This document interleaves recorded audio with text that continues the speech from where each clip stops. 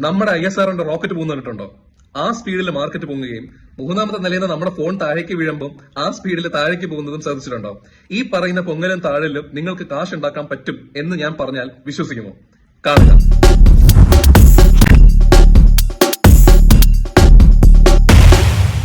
So welcome all to നമ്മുടെ LKG to PhD എന്നുള്ള സീരീസിന്റെ ഫ്രീ സ്റ്റോക്ക് ഡിസ്കഷൻസിന്റെ പറ്റിയുള്ള.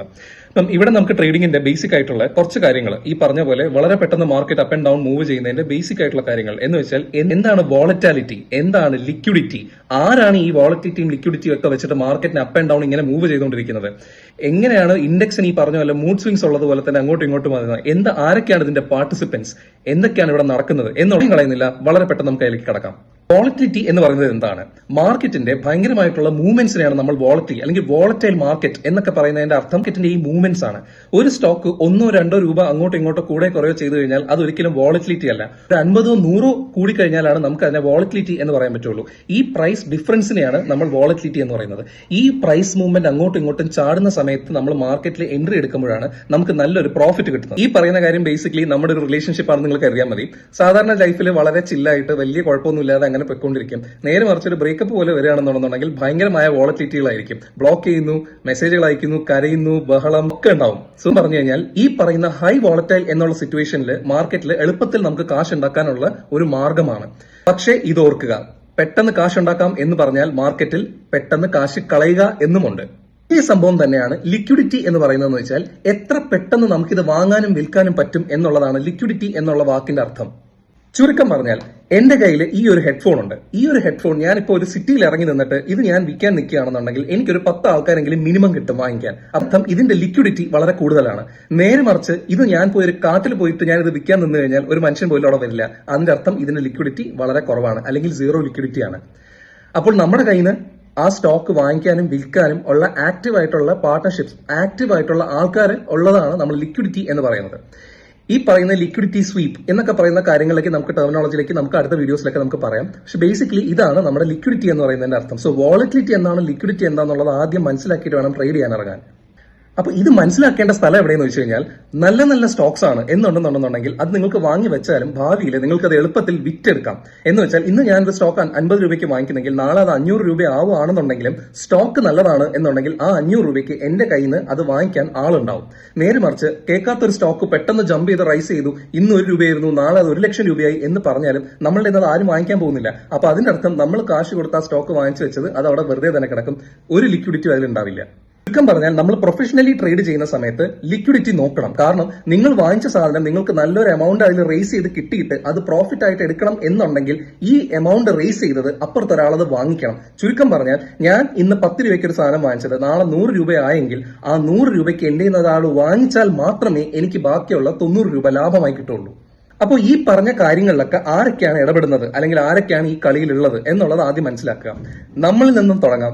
റീറ്റെയിലേഴ്സ് ആണ് നമ്മൾ. വളരെ വളരെ ചെറിയ പൈസ കൊണ്ടും വളരെ ഇമോഷണലി ആയിട്ടും സ്റ്റോപ്പ് ലോസും കാര്യങ്ങളും ഒന്നും വെക്കാതെ ഛന്നം ഭിന്നമായി ട്രേഡ് ചെയ്യുന്നതാണ് നമ്മൾ റീറ്റെയിലേഴ്സ് എന്ന് പറയുന്നത്. നമ്മൾ ബേസിക്കലി ഏറ്റവും മേളിൽ നിന്ന് വാങ്ങിക്കും, ഏറ്റവും താഴെയിൽ നിന്ന് വിൽക്കും. ഇതാണ് നമ്മുടെ ഒരു സ്ട്രാറ്റജി എന്ന് പറയുന്നത്.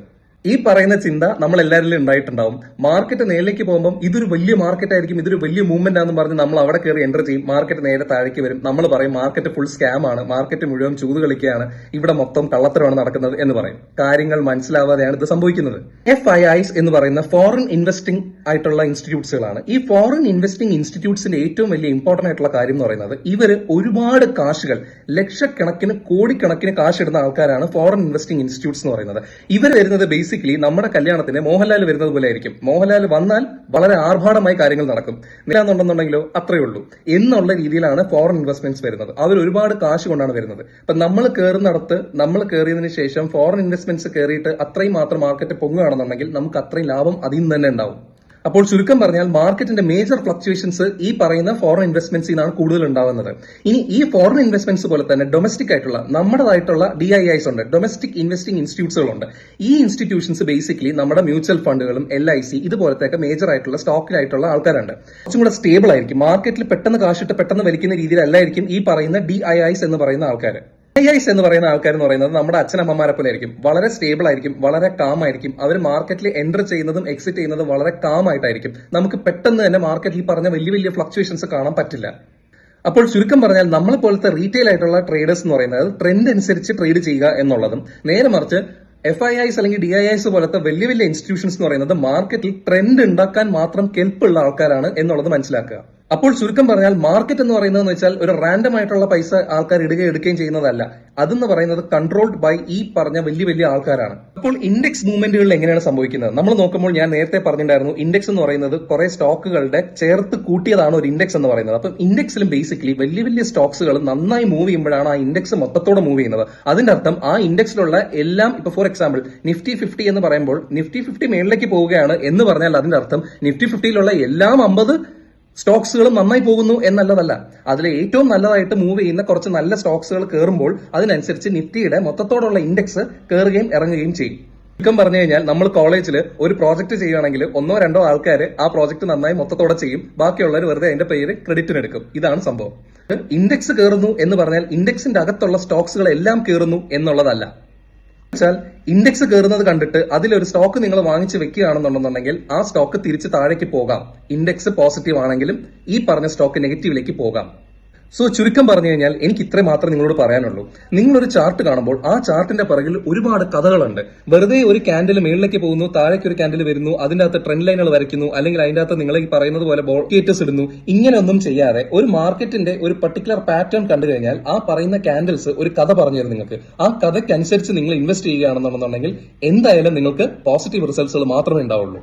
സ്റ്റോക്ക് മാർക്കറ്റിന്റെ കാര്യങ്ങൾ അധികം തലവേദന ഇല്ലാതെ മനസ്സിലായിട്ടുണ്ടെന്നുണ്ടെന്നുണ്ടെങ്കിൽ സബ്സ്ക്രൈബ് ചെയ്യുക, നമ്മളെ ഫോളോ ചെയ്യുക. ഇതേപോലത്തെ തന്നെ നല്ല ഡിസ്കഷൻസിന് കൂടെ തന്നെ നിൽക്കുക, സപ്പോർട്ട് ചെയ്യുക. മാർക്കറ്റ് അല്ല ഇമോഷണൽ, നിങ്ങളാണ്. നമുക്ക് പറ്റുന്ന തെറ്റ് മാർക്കറ്റിനെ ബ്ലെയിം ചെയ്യുകയോ അല്ലെങ്കിൽ മാർക്കറ്റ് ആരെ കൊണ്ട് മാനിപ്പുലേറ്റ് ചെയ്യപ്പെടുകയാണോ എന്ന് പറഞ്ഞിട്ട് ആശ്വസിച്ചിട്ട് കാര്യമില്ല. നമ്മൾ കൃത്യമായി കാര്യങ്ങൾ മനസ്സിലാക്കി കൃത്യമായി ട്രേഡ് ചെയ്യുകയാണെങ്കിൽ അതിന് കൃത്യമായിട്ടുള്ള റിസൾട്ട് തന്നെ കിട്ടും. Follow doctor.